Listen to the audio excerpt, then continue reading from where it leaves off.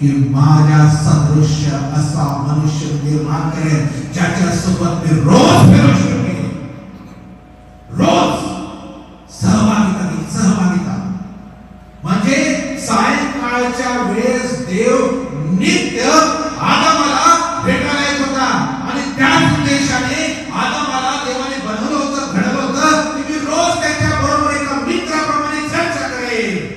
मी बोलेन, तो बोलेन, मी माझे विचार सांगेन, तो त्याचे विचार सांगेन आणि एक मैत्री, एक फेलोशिप मी प्रस्थापित करेन. केवळ ह्याच उद्देशाने देवाने मनुष्याला बनवलं.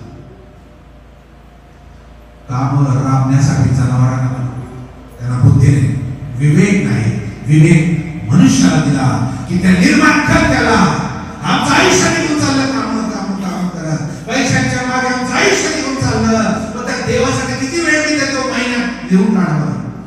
हे 1.5-2 तास आठवड्यातून एकदा आम्ही येतो, 8-9 तास आम्ही देतो महिन्यात कोणाला, देवाला. ते पण किती लक्ष असतं आम्हाला माहिती नाही.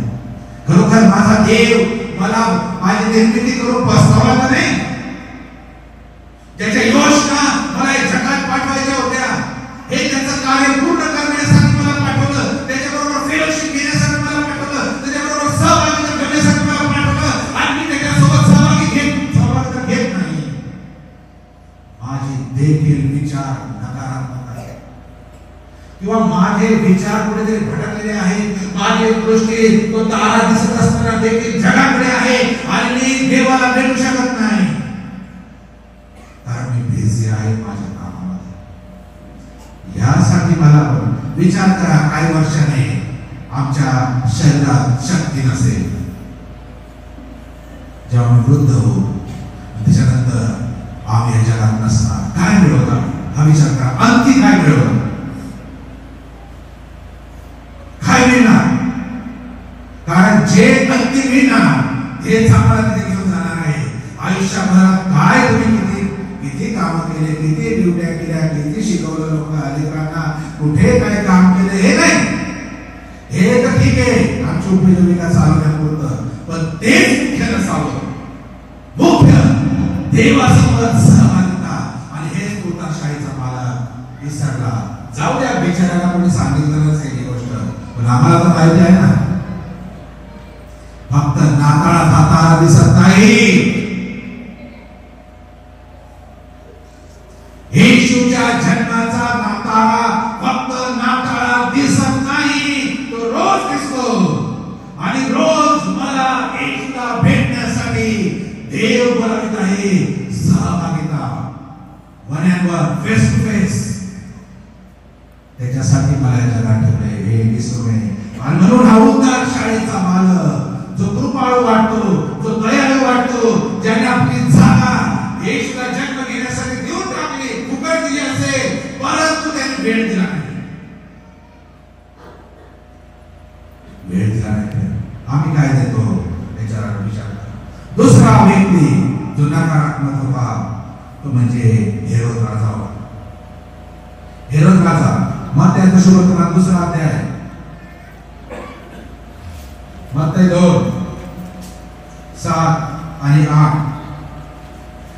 हेरोद राजा असा आहे नकारात्मक वृत्तीवाला, द्वेषाने भरलेला आहे, कपटाने भरलेला आहे, गर्वाने भरलेला आहे, अहंकाराने भरलेला आहे, मीपणाने भरलेला आहे, स्वार्थीपणाने भरलेला आहे. जेव्हा हे मागिलो चुकून त्याच्याकडे येतात तेव्हा तो काय बोलतो, वाचायचं आपल्याला. तो काय बोलतो 7 आणि 8 मध्ये, मत्ताई 2:7 आणि 8. तेव्हा हेरोदाने मागे लोकांना गुप्तपणे बोलावून, बघा दुर्दपणा बघा नकारात्मक लोकांचा. तेव्हा हेरोदाने मागे लोकांना गुप्तपणे बोलावून त्यांच्यापासून तारा दिसू लागण्याची वेळ नीट विचारून घेतली. 8 वचन. आणि त्यांना बेतलेहमास पाठविताना म्हटले, तुम्ही जाऊन त्या बाळकाविषयी बारकाईने विचारपूस करा व तुम्हाला शोध लागण्यावर मला कळवा, म्हणजे मीही येऊन त्याला नमन करेन.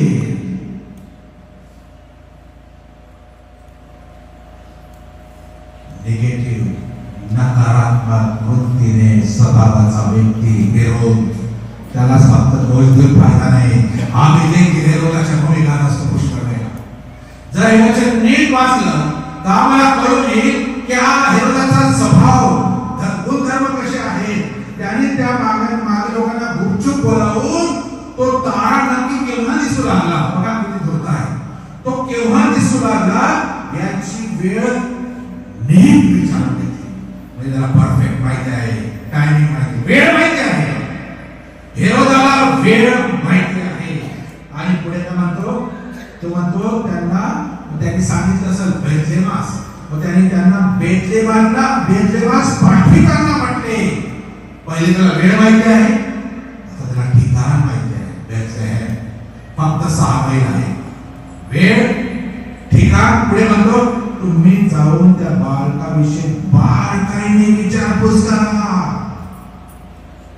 बारकाईने नीट बघा.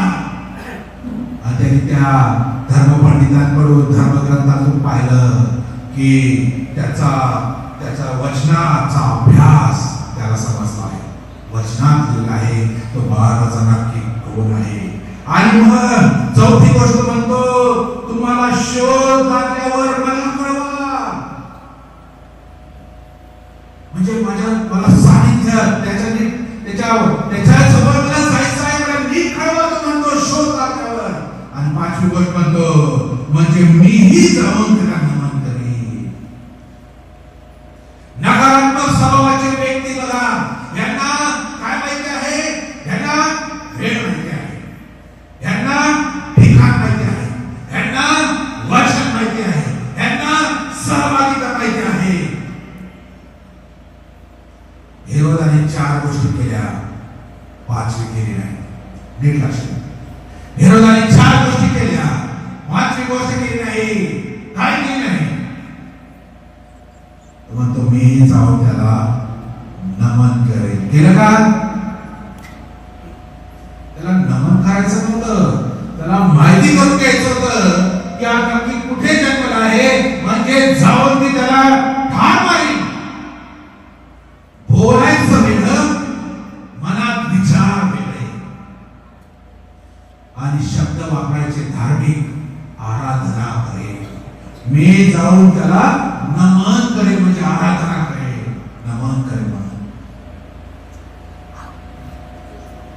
पहिली गोष्ट त्याला वेळ माहिती आहे, दुसरी गोष्ट त्याला ठिकाण माहिती आहे, तिसरी गोष्ट त्याला वचन माहिती आहे, चौथी गोष्ट त्याचं सानिध्य त्याला माहिती आहे.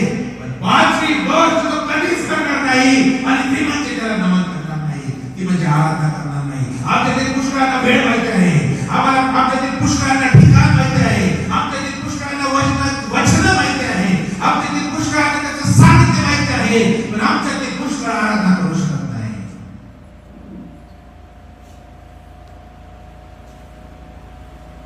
मला सांगू द्या, मला माहिती नाही आपण किती चर्चेस विजिट केले आजपर्यंत आपल्या आयुष्यामध्ये. मी नॉर्थ ते साऊथ आणि देशाच्या बाहेर विजिट केले. प्रियांनो, तुम्हाला सांगू द्या, लोक वेळे होतात आराधना करण्यासाठी, आतुर होतात. कधी जाईन, कधी सहभागिता घेईन, आणि कधी देवासाठी हात उंच करेल, कधी देवाला मी माझे गीत गाऊन धन्यवाद देईन, कधी मी स्तुतीपर गीत गाईन, कधी मी त्याच्या पुढे नतमस्तक होईल, कधी मी त्याच्या पुढे गुडघे टेकून त्याची आराधना करीन. अरे राजांनी गुडघे टेकले, आम्ही कोण? जेव्हा मागे गेले त्यांनी नमन केलं. आम्ही कोण? आम्ही मागच्या रविवारी पाहिलं, भूत येऊन त्याच्या पाया पडत आहे, पालथे पडत आहे, उलटे पडत आहे. आम्ही कोण? या खुर्च्या आम्हाला वाकू देत नाही,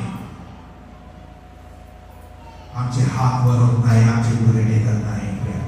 ही 5वी गोष्ट आम्हाला करून द्यायला सैतान नाही करतो. तुम्ही वेळ माहिती ठीक आहे, वचन माहिती ठीक आहे, अभ्यास आहे ठीक आहे, ठिकाण माहिती ठीक आहे, आराधना नको. आराधना, कारण जिथे आराधना आहे तिथे त्याचं काही चालत नाही. कारण आराधनेत बंधन होतं. येशूला नमन केल्यावर, येशू पुढे झुकल्यावर त्याचे काही चालत नाही, आणि ते देखील थरथर कापतात.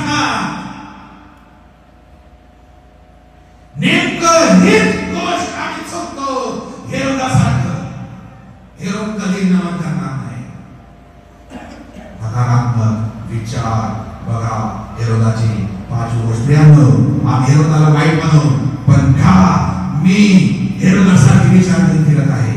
मी आराधना करत नाही. आराधना आम्ही तर विशेष आहोत. आमच्या पालसीच्या मंडळीमध्ये आम्ही 8:30ची वेळ आहे, पण आम्ही 8 वाजे सुरू करतो. काही विश्वास असतात, मला त्यांच्याविषयी आदर आहे. आदर मानण्याच्या देवाला त्यांच्याविषयी संतोष वाटत असेल.